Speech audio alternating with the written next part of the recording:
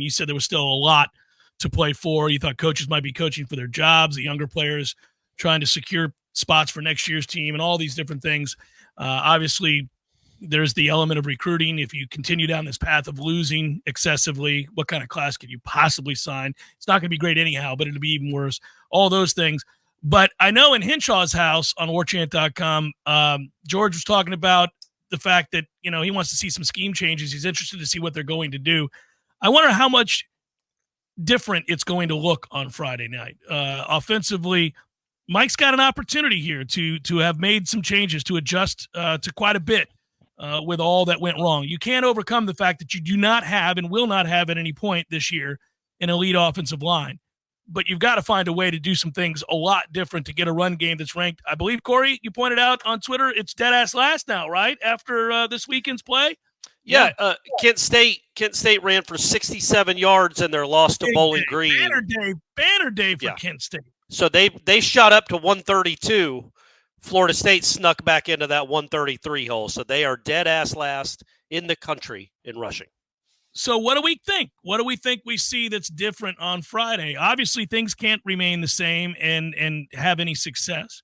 The success may very well be marginal, but what do we think we'll see different? I'm not asking you to reveal what you see at practice in terms of scheme, but I'm kind of curious.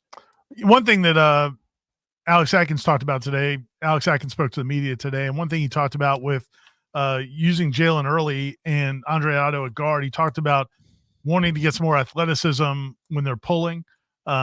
So that's one thing, it's not just scheme changes. They are changing some personnel. You've got two new guards. Basically, it's kind of strange now where you've got basically 4 or 5 guys on that second team offensive line who were starters. Keandre Jones, TJ Ferguson, Richie Leonard's hurt, Robert Scott. You got, 3 or 4 different guys who have started a lot of games that are now second team. And they're going to give Otto an early a shot here at guard, but he did specifically talk about their athletic ability in pulling. And so, maybe counter, maybe see some actually well-executed counter. We'll see. But I do think it's, you have an opportunity. You're coming off a bye. This week worked out really well in terms of it's the middle of the season. You're obviously at a terrible first half of the season, but you do get a bye. You get a full 2 weeks to prepare for Duke.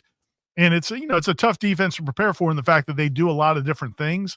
But man, you would like to think that if you are more physical, and again, like gap schemes, running counter, things like that, that you should have an advantage in a game like this. But we'll see. I don't know if I can predict anything, because I thought 6 weeks ago we were going to see changes. We would see things from week to week when the offense struggled, that they would implement different things, and you'd see some different things, but nothing done well.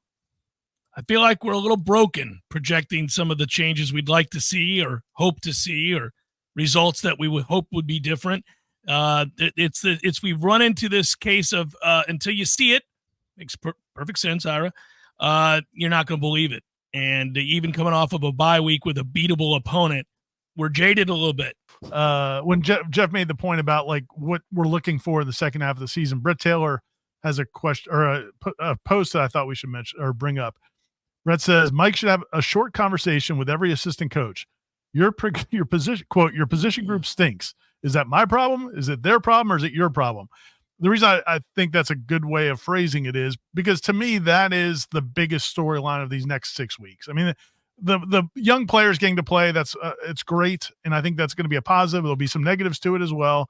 We'll get to see it gives you something some of those guys. We like that. But the biggest storyline to me, the biggest question is now what Mike Norvell is going to do with this staff and everything, like I mentioned, like he's going to have to look at the physicality of practice. He's going to probably look at everything about his program, the strength and conditioning program, everything, because this has been such an unmitigated disaster. This isn't like, hey, we had a rash of injuries at that position, or man, we really missed on that one player or whatever. This is across the board bad football. So to me, when you look, is that, I guess, how would you look at that part of it? And I don't think we expect anything Norvell to do anything until later in the season, but man, it's going to be hard for some of those guys to make a case for them to stay because their position, the recruiting has not been good. And then the play on the field has been terrible.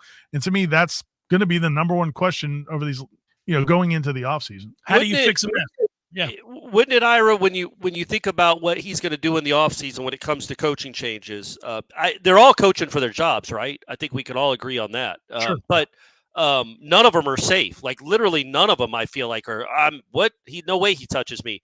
But I phrased that wrong. But when it comes to coordinators, isn't it more like, okay, if you're going to make a defensive coordinator change or an offensive coordinator change, the new guy, does he want his own running backs coach? Does he want his own wide receiver coach or his own O-line coach? Do you think, does that come into play when you're hiring coordinators? I don't think it, not too often. The only really time I remember where it was like distinctly this guy, well, I'll take that back. I mean, obviously Kendall Browse wanted his offensive line coach because of that scheme they run. When Jimbo came in, he really pushed to bring in Trickett. But I don't know that was a deal breaker. I mean, that had to be Rick Trickett, or if it just had to be somebody he wanted to bring in because Florida State needed to make a change at that position. So I don't know. I don't know that that's their side of the ball. They get to replace everybody. No, I don't think so. I do think though, it depends on the person you're bringing in to be, if you bring in a new OC or a new DC, right.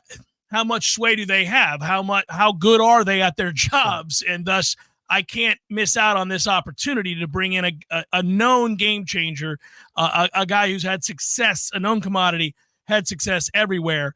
Am I going to lose him because he'd like to have a different defensive backs coach or whatever it might be? I know every situation is different. I know, from my understanding, when Dan Lanning went to Oregon, he's very tight with Kenny Dillingham. Kenny Dillingham was going to be his offensive coordinator. I believe Kenny Dillingham got to kind of hire that offensive staff, but that was a new staff coming in. And he, in Lanning, I think is such a defensive guy. I don't know that Norvell, I don't know. It's a good question. I don't know that it has to be across the board. Like you can't hire a DC or you can't let go of somebody else until you hire the DC if you make a change there. But I mean, he may want to, and I guess that's interesting too, is if the coordinator stay, if he decides to keep Adam Fuller, but wants to make changes underneath him, how much of that is his choice or Adam Fuller's? Because it sounded like they both kind of took credit for Patrick Surtain. I think Norvell had maybe made the first overture, but then Adam Fuller spent a lot of time with him in Miami to kind of build a relationship. So I guess it's not one size fits all.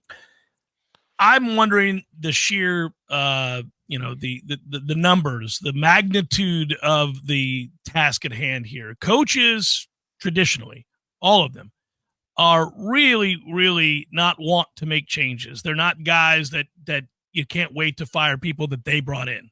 They don't like to do it.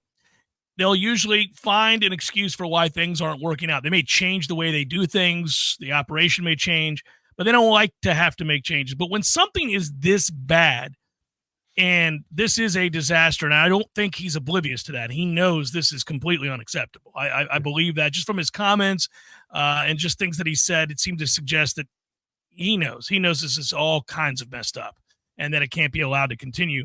You may not have a choice, but I'm curious the magnitude of the change. Is it 2 coaches? Is it 5 coaches?